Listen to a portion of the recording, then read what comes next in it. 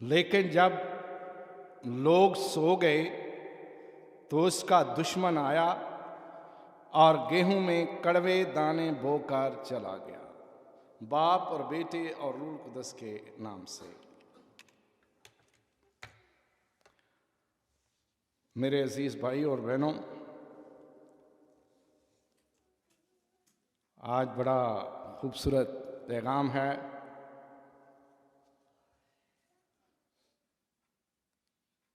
और हम सब के लिए एक सोचने का मुकाम भी होगा।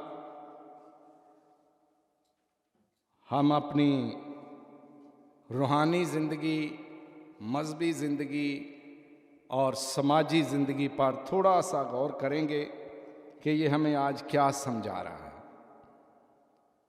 लेकिन जब लोग सो गए तो उसका दुश्मन आया और गेहूं में कड़वे दाने बोकर चला गया। आपने मंजूर ये गंदम की फसल की बुझाई हो रही है। किसकी? गंदम की। और आपने देखा होगा कि गंदम जब बोई जाती है तो उसके साथ कुछ ऐसे पौधे निकलते हैं जो लगते शुरू में ऐसे हैं कि गंदम के हैं। कैसे लगते हैं?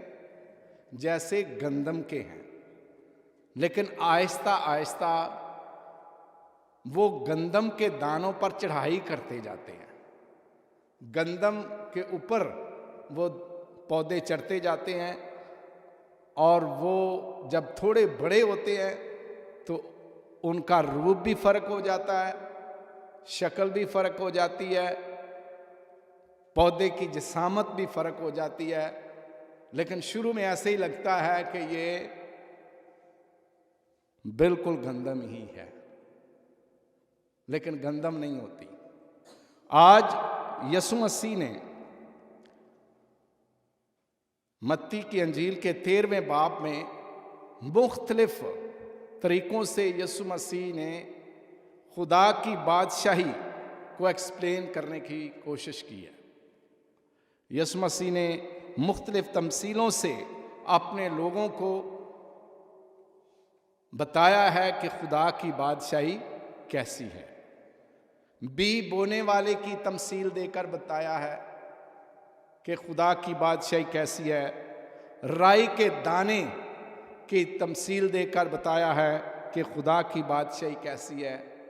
खमीर की तमसील देकर बताया है खुदा की बादशाही कैसी है। मख्फी खजाने की तमसील देकर बताया है कि खुदा की बादशाही कैसी है। लेकिन आज कड़वे दाने की भी तमसील खुदा की बादशाही के बारे में बताई है यीशु मसीह ने कि कड़वे दाने और गेहूं के दाने किस तरह के। वो मिसाल देकर बता रहे हैं। आपने बड़े गौर से सुना कि खेत एक ही है और खेत के अंदर गंदम बोकर गए हैं। गेहूं में गंदम बोकर गए। और जब गंदम बोई है तो निकली बहुत अच्छी है। ये नहीं कि गंदम अच्छी नहीं निकली। लिखा है कि आसमान की बादशाही उस आदमी की मानंद है जिसने अच्छा बीज बोया। अच्छा बीज, महंगे से महंगा बीज, नस्ली बीज, वो बीज अपने खेत में बोया और खेत को भी अच्छे तरीके से साफ किया। लेकिन और क्या रहा? जब फसल उग रही है तो मालिक ने तो ये समझा कि मैं एक अच्छा बीज बोकर आ गया हूं। लेकिन चंद महीनों के बाद उसके मजदूर, उसके गुलाम जाकर उसे बताते हैं, ऐ मालिक, क्या तूने एक अच्छा बीज नहीं बोया था? तो ये कड़वे दाने इस खेत में कहां से आ गए? बीज तो तूने अच्छा बोया था, लेकिन ये कड़वे दाने कहां से आ गए? अच्छी तरह हमने खेत साफ भी किया, सब कुछ किया, लेकिन ये कड़वे दाने कहां से आ गए?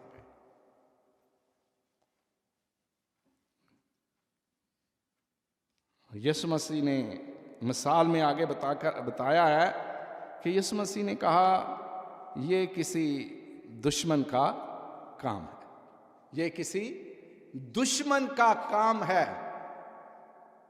यहां आपने अब सोचना शुरू करना। आप एक अच्छा काम कर रहे हैं, आप अपने बच्चों की तरबियत अच्छी कर रहे हैं, आप अपनी कलीसिया की तरबियत अच्छी कर रहे हैं, आप शादी के इंतजामात अच्छे कर रहे हैं, आप अपने बिजनेस को अच्छा चला रहे हैं।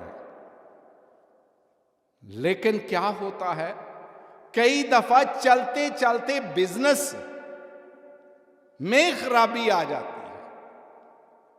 आप अपनी तरफ से बड़ी कोशिश करते हैं कि मेरा बिजनेस साफ सुथरा रहे। आपने अपने बिजनेस की सारे तौर तरीके, सारी हदूद बड़े अच्छे तरीके से, उसके कानून और उसके रेगुलेशन जो हैं वो बना के रखे हुए हैं। लेकिन क्या होता है, इसके बावजूद आपका बिजनेस खराब हो जाता है। और जब जांच पड़ताल की जाती है तो कोई ना कोई बंदा उसमें से निकल आता है, उसके अपनों में से ही, जो उसके बिजनेस को खराब कर रहा होता है। तो फिर हम कहते हैं ये किसी दुश्मन का काम। अगर वो दुश्मन ना बने, उसका अपना बंदा ही दुश्मन ना बने, तो वो बिजनेस खराब नहीं होगा। लेकिन खराब उस वक्त होता है जब उसके दिल में या उसके जहन में या उसकी नीयत में फतूर आता है और वो बर्दाश्त नहीं करता कि इसका बिजनेस अच्छा चल रहा है और वो उसका बिजनेस को खराब करने की कोशिश कर रहा है। ये भी ऐसे ही है। इसी तरह हम दूसरे लफ्जों में इसको, दूसरी मिसाल अपने घरानों में से ले सकते हैं कि हम अच्छे तरीके से अपने औलाद की, अपने बच्चों की देखभाल करते हैं। छोटे से लेकर बड़ा होने तक हम चाहते हैं कि इन पर कोई आंच ना आए, इनके किरदार में और इनके अखलाक में कोई बुरी बात ना बैठ जाए। हम बड़े तरीके से इनकी आबियारी करते हैं, इनको पालते पोसते हैं, निगहदाश्त करते हैं। लेकिन हमारी नजर में वो अच्छा हो रहा होता है और कहीं जाकर ऐसा होता है कि हमारी औलाद खराब होना शुरू हो जाती, हमारे बच्चे खराब होना शुरू हो जाते हैं। और फिर हम देखते हैं कि ये हमारे बच्चे क्यों खराब हुए। फिर थोड़ा सा माँ बाप रिफ्लेक्शन करते हैं इस बात पर कि क्यों हमारे बच्चे खराब होते हैं। तो फिर बात समझ में आती है कि कोई ना कोई बंदा ऐसा पड़ गया, कोई ना कोई बीबी ऐसी पड़ गई, कोई ना कोई दोस्त ऐसा पड़ गया, कोई ना कोई सहेली ऐसी पड़ गई जिसने हमारी औलाद को खराब करना शुरू कर दिया। और जब शुरू कर दिया तो वो जो अच्छे दाने बन रहे थे, उबर रहे थे, और कड़वे दाने उनको आकर और उन पर वो अपना साया कर लेते हैं। नेकियां बढ़ने की बजाय वो कम होना शुरू हो जाती हैं और उनके ऊपर बुरे असरात आना शुरू हो जाते हैं। ये है आज की तमसील कि हम कैसे कड़वे दाने। और इसमें एक बड़ी ख़ास मिसाल दी है बड़ी खूबसूरत सी बात लिखी है और इसको आज समझना है हमने। लोग पता नहीं आपको समझाते हैं कि नहीं समझाते। ये देखो लिखा है, जब लोग सो गए तो उसका दुश्मन आया और गेहूं में कड़वे दाने बोकर चला गया। जब लोग सो गए, जब आप सो गए, जब मां बाप सो गया, जब मजहबी रहनुमा सो गया, तो फिर ये तमाशा होता है। क्योंकि हम समझते हैं सो जाने से मुराद, हम समझते हैं हमने अपनी जिम्मेदारी पूरी कर ली है। लेकिन आपके सोते में आप नींद सो रहे हैं राम की। आपके जहन में ये बात सच है, मैं भी कहता हूं ये सच है कि आपने तो अच्छा बीज बोया, आपने एक अच्छी तरबियत की, अच्छे तरीके से उनको पाल पोस रहे हैं, आप तो अपने नियत में साफ हैं, आप नींद में सोने लगे हैं।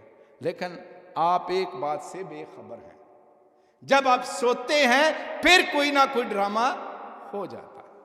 आप ये समझते हैं कि मैं अपनी तरफ से ठीक हूं, आप तो अपनी तरफ से ठीक हैं, लेकिन मौके की तलाश में होता है इब्लीस। दुश्मन मौके की तलाश में होता है। आपकी आंख बंद नहीं हुई, दुश्मन ने आप बीज कड़वा बोना शुरू कर दिया। वो आपकी जिंदगी में भी बो सकता है, आपकी जाती जिंदगी में भी बो सकता है, आपकी रूहानी जिंदगी में भी बो सकता है, आपकी खानदानी जिंदगी में भी बो सकता है, आपकी मुआशी जिंदगी में भी बो सकता है, आपकी कारोबारी जिंदगी में भी कड़वे दाने बो सकता है। आज इसको समझना है। और आज मैं कहूंगा मां बाप को और मजहबी रहनुमाओं को सोते में भी आंख खुली रखनी चाहिए। आराम करो लेकिन अपनी आंख खुली रखो, क्योंकि दुश्मन का कोई पता नहीं वो कब और किस रूप में आकर आपके कारोबार को खराब कर दे, वो आपकी कलीसिया को खराब कर दे, वो आपकी जमात को खराब कर दे, वो आपके खानदान को खराब कर दे, वो आपकी औलाद को खराब कर दे। ये सबक आज हमने सीखना है कि अपनी आंख खुली रखनी है। और जब आंख खुली होती है तो आप सब देख रहे होते हैं। और एक बात और आज समझाने लगा हूं कि मां बाप को, खास तौर पर मां बाप को अपनी औलाद की तरफ से थोड़ी भी आंख इधर उधर नहीं करनी चाहिए, थोड़ी भी आंख इधर उधर नहीं करनी चाहिए। जब हम लापरवाही करते हैं ना मां बाप, फिर हमारी औलादें मौका ढूंढती हैं, मौके तलाश करती हैं हम किस तरह और कब मां बाप को धोखा दे दें। और जब धोखा खा लेते हैं, दुख और तकलीफ में आ जाते हैं, तो फिर हमें याद पड़ता है काश मैं वक्त से पहले उसे रोक लेता या रोक लेती। आज ये दिन मुझे देखना ना पड़ता। ये वक्त से पहले की बात है। इसीलिए आज कहा गया है जब लोग सो गए तो उसका दुश्मन आया और गेहूं में कड़वे दाने डालकर चला गया। ये बोते हैं कड़वे दाने जो आपको कड़वाहट दें, जो आपकी जिंदगी को कड़वा बना दें। हर कोई इंसान चाहता है मेरी जिंदगी मीठी हो, अच्छी हो, खुशहाल हो, कोई दुख और तकलीफ ना हो। लेकिन जब हम अपनी जिम्मेदारियों से नजरें फेर लेते हैं तो फिर दुश्मन आ जाते हैं। और दुश्मन, मैंने पहले बताया कि दुश्मन कई रूप में होते हैं। वो रूप बहन का भी हो सकता है, भाई का भी हो सकता है, रिश्तेदारों का भी हो सकता है, दोस्त का भी हो सकता है, सहेली का भी हो सकता है। कोई भी आकर किसी ना किसी तरीके से आपकी औलाद को खराब कर सकता है।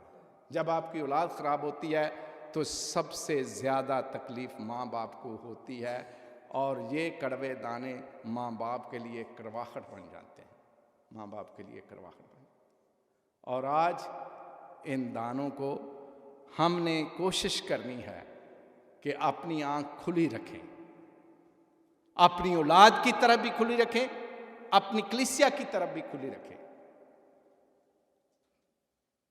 और अपने खानदानों की तरफ भी खुली रखें, अपने कारोबार के लिए भी अपनी निगाह खुली रखें कि जो आप काम कर रहे हैं क्या किसी की बुरी नज़र तो इस पर नहीं है, क्या मेरे अच्छे खानदान पर किसी की बुरी नज़र तो नहीं है, क्या मेरे अच्छी कलीसिया पर किसी की बुरी निगाह तो नहीं है, क्या मेरी अच्छी जिंदगी पर किसी की बुरी नज़र तो नहीं है। जो मौके की तलाश में होता है, ये इब्लीस है जो मौके की तलाश में रहता है। इब्लीस किसी ऐसे नहीं कोई बंदा बन के आ गया या कोई भूत सा है जो आपको पता चल जाए कि ये इब्लीस है, मैं इससे बच जाऊंगा। नहीं, इब्लीस मीठे मीठे अंदाज से आपके अंदर दाखिल होता है।